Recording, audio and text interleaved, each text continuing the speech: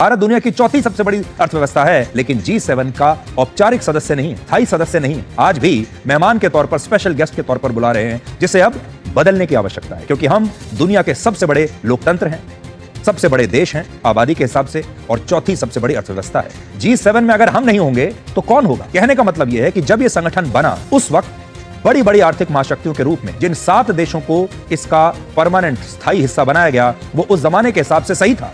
लेकिन आज के हिसाब से अब सही समय आ चुका है कि भारत को इसका स्थायी सदस्य होना चाहिए, क्योंकि भारत G7 के जापान, ब्रिटेन, फ्रांस, इटली और कनाडा से भी बड़ी अर्थव्यवस्था बन चुका है।